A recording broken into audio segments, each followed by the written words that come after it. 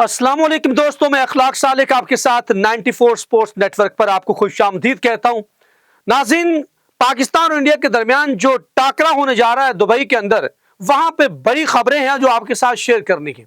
और पाकिस्तान की आधी टीम जो है वो तब्दील कर दी गई है। मोहसिन नकवी साहब जो है वो एक्शन में आ गए हैं, उन्होंने डंडा उठा लिया है और उनका एक ही है कि अब इंडिया को छोड़ना नहीं है और अब जीत मुझे चाहिए और हर हाल में चाहिए। क्योंकि मोहसिन नकवी साहब के बारे में कहा जाता है कि उन्होंने टीम के ऊपर तवज्जो बहुत कम दी, उनको बहुत जल्दी थी स्टेडियम बनाने की और वो तेजी में स्टेडियम बनाते बनाते जो है वो एक टीम ना बना सके।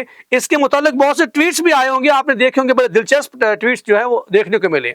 लेकिन बात यह है कि पाकिस्तान की इस टीम के अंदर कौन सी ऐसी बड़ी तब्दीलियां कर दी है कि हर तरफ जो है वही बात हो रही है। मोहसिन नकवी साहब खुद दुबई पहुंच गए हैं। उन्होंने जब उन पर तनकीद की जा रही है कि अगर आपने इतना अच्छा काम किया लेकिन पाकिस्तान की क्रिकेट टीम जो है, क्रिकेट टीम को आपने बहुत नीचे लाके खड़ा कर दिया। इतने बड़े इवेंट के अंदर स्टेडियम की तैयारी से ज्यादा जो था वो टीम की तैयारी जरूरी थी, ये बात कही जा रही थी। और मोहसिन नकवी साहब जो है उनके के ऊपर जो है वो कुछ बड़े प्लेयर्स ने भी तनकीद की है और उन्होंने इस बात को कहा है कि मोहसिन नकवी ने क्रिकेट के हवाले से वो कुछ नहीं जानते, उसके उनका अलफ बे का नहीं पता, जिसकी वजह से पाकिस्तान को आज ये दिन देखने पड़ रहे हैं। पाकिस्तान की टीम की ये हालत हो गई है कि पाकिस्तान के पास ना बैटिंग के अंदर कोई बैलेंस सिलेक्शन है, ना पाकिस्तान की बॉलिंग के अंदर जो है वो कोई बैलेंस है और ना कोई ऐसा प्लेयर जो है, और बहुत से प्लेयर्स को जो है वो नजरअंदाज कर दिया गया है और उसके ऊपर क्या क्या बातें हो रही है। लेकिन अब मोहसिन नकवी साहब जो है वो खुद दुबई पहुंचे हैं और दुबई जाकर उन्होंने तमाम काम जो छोड़ के सबसे पहला जो काम किया वो टीम की सिलेक्शन अपने हाथों में ले ली है। और वो कौन कौन से खिलाड़ी है वो आपको आगे जाके बताएंगे, लेकिन उससे पहले आपको बताएं कि दुबई जो क्रिकेट स्टेडियम है वहां पर पाकिस्तान और इंडिया के दरमियान जो मैच होने वाला है उससे पहले एक छोटी सी नजर डालते हैं कि अब तक जो पाकिस्तान और इंडिया के दरमियान टाकरे हुए उसमें किसको सबकत हासिल है। उसकी तरफ बढ़ेंगे कि मोहसिन नकवी साहब ने किन किन खिलाड़ियों को जो है वो आधी टीम उन्होंने चेंज करके रख दी है और वो टीम कौन कौन सी है। तो वो उससे पहले पाकिस्तान और इंडिया के दरमियान जो अब तक 153 मुकाबले हुए हैं, जिसके अंदर जो पाकिस्तान को थोड़ी सी बढ़ती हासिल है और पाकिस्तान को ये तमाम बढ़ती जो है वो 2007 से पहले पहले की ज्यादा है उसके अंदर, क्योंकि पाकिस्तान ने अब तक 73 मुकाबलों में फतह हासिल किया जिसमें 53 जो है वो इंडिया के नाम रहे।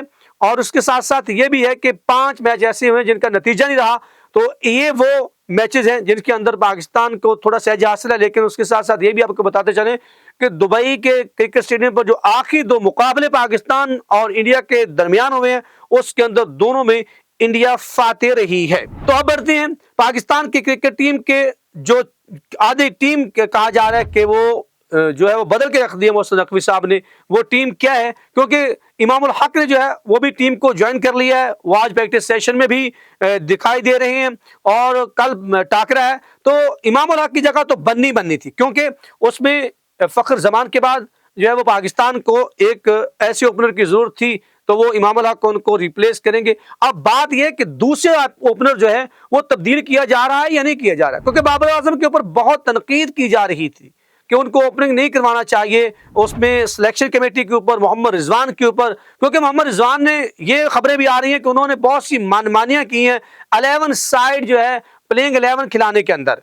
और जैसा कि वो ट्राइसीज के अंदर ये बातें जो थी वो सामने आ गई थी कि मोहम्मद रिजवान जो हैं वो फ़हीम अशरफ से खुश नहीं है, उनको सिर्फ 2 ओवर दिए गए और किस लिए कहा गया। और कहा जा रहा है कि जो पीछे बैठे हुए प्लेयर्स हैं उनके अंदर भी वो उनकी अपनी मनमानियां हैं और हसनैन को नहीं खिलाना चाहिए, हसनैन को क्यों खिलाया उन्होंने ट्राई सीरीज के अंदर। फिर पहले मैच के अंदर जो है उसके ऊपर भी बहुत से सवालात उठाए गए कि उन्होंने अपनी मनमानियां की है। पहले नंबर पे इमामुल हक जो है वो टीम में आ गए हैं। दूसरे ओपनर के लिए जो है वो बताया जा रहा है कि मोहसिन नकवी साहब ने खुद से जो है वो टीम सेलेक्ट कर दी और टीम अभी से अनाउंस है। आपको प्लेइंग 11 बता देते हैं कि वो कौन कौन सी है। वो प्लेइंग 11 में जो है कितने स्पिनर्स हैं, कितने जो है वो ओपनर्स और कितने जो है।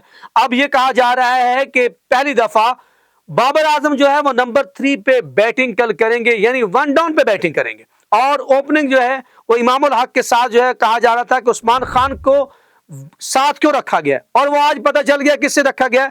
मोहम्मद उस्मान जो है, उस्मान खान कल जो है वो पाकिस्तान की तरफ ओपनिंग करेंगे इमाम के साथ, इमाम उल हक के साथ। क्योंकि उसकी वजह क्या है, वो समझते हुए, आपको पता है मोहसिन नकवी ने जो है उस्मान खान को लेके आए थे, उन्होंने ये कहा था कि वो पाकिस्तान के लिए खेले, उनको दावत दी और वो पाकिस्तान के लिए उन्होंने फिर जो है वो जो यूएई क्रिकेट है उसको छोड़ा और पाकिस्तान उससे यूएई क्रिकेट जो है उन्होंने उससे बहुत ज़्यादा खफा भी है। तो उस्मान खान का दुबई में खेलने का एक्सपीरियंस काफ़ी ज़्यादा है, तो ये कहा जा रहा है, और वो जारहा मिजाज बल्लेबाज भी हैं, क्योंकि जसप्रीत बुमराह जो है वो कल है नहीं, तो शामी और अर्शद राना जैसे बॉलर्स को वो यकीनन उनके खिलाफ बड़ी जो है वो इनिंग्स खेल सकते हैं, और कल वो इमाम उल हक के साथ ओपनिंग करेंगे और फिर आएंगे जो है बाबर आजम, अपनी वन डाउन पोजीशन पर उनको सेटल किया जाएगा। मोहम्मद रिजवान जो इस बात पे अड़े हुए हैं थे कि और आकिब जावेद कि वो ओपनिंग ही करेंगे, लेकिन मोहसिन नकवी साहब ने जो है वो उनकी ओपनिंग तोड़ दी है और उनको वन डाउन पे भेज दिया है।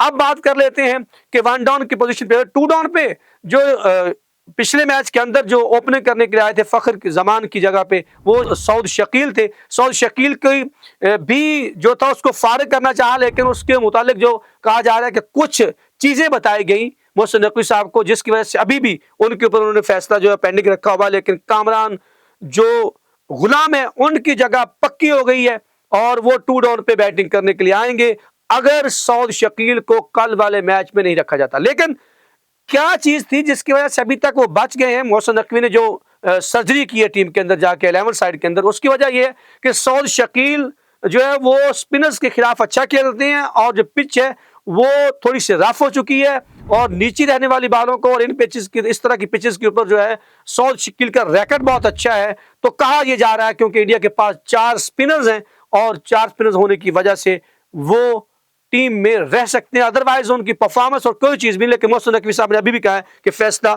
देखते हैं क्या, क्योंकि खुशदिल शाह ने खेलना ही है पाकिस्तान के पास, उसके पास ऑप्शन ही नहीं है। तो कामरान गुलाम भी कल खेलेंगे, सऊद शकील के ऊपर अभी सवालिया निशान खड़ा है। फिर आगे जाती हैं, उसके बाद जो कल एक ऑर्डर हो सकता है चेंज हो जाए, वो हो सकता है मोहम्मद रिजवान जो हैं वो टू डाउन की पोजीशन पर नहीं खेल पाएंगे और वो 3 डाउन की पोजीशन पे आएंगे। फिर उसके बाद सलमान अली आगा आ जाएंगे। सलमान अली आगा के बाद जो है वो आपको पता है कि खुशदिल शाह की बारी है, फिर उसके बाद जो है बाकी ऑर्डर जो इसी तरह। तो स्पिनर्स के ऊपर जो वो इब्रार अहमद को फोकियत दी गई है। पाकिस्तान कामरान गुलाम को इस वजह से भी फोकियत दी जा रही है, आपको पता है कि कामरान गुलाम जो है वो भी लेफ्ट आर्म स्पिन बॉल कर सकते हैं। तो ये अब तक की वो टीम है 11 साइड। और फिर आपको दोनों फास्ट बॉलर्स का पता, हारिस रऊफ जो है आपको पता है दुबई की पिचेस के अंदर जो एक्स्ट्रा पेस और बाउंस वाले बॉलर होते हैं वो काफी जो वो सफल रहते हैं, यानी काफी कामयाब रहते हैं। तो वो हम हारिस रऊफ जो है वो कल खेलेंगे, वो फिट भी हैं। तो आपका जो रेगुलर स्पिनर वो एक ही होगा, इब्रार अहमद, उनके साथ सलमान अली आगा होंगे, उसके साथ फिर जो है वो खुशदिल शाह होंगे, फिर साथ जो है वो कामरान गुलाम को मिलाया जा रहा है और साथ जो है वो पाकिस्तान के 3 पेस के साथ ही पाकिस्तान खेलेगा। किसी भी ऑलराउंडर को पाकिस्तान रखने नहीं जा रहा है। ये अब तक की अपडेट्स थी और ये आपको बता दिया कि टीम कोई ऐसी बात नहीं है कि मोहम्मद हारिस का बाद लोगों ने थंबनेल लगाए होंगे फलां फलां फलां, ऐसा कुछ नहीं है। उसी टीम में से सर्जरी करके तमाम जो है प्लेयर बाहर बैठे हुए थे जिनकी जगह बनती, जैसे कामरान गुलाम, वो भी स्पिन के खिलाफ अच्छा अटैक करते हैं। कमेंट सेक्शन में जाके बताइएगा कि आपकी 11 साइड से खुश हैं या आपकी 11 साइड क्या है। ये सवाल आप पे छोड़ देते हैं, आप कमेंट सेक्शन में जाके अपनी 11 साइड बता सकते हैं। मिलते हैं अगले व्लॉग।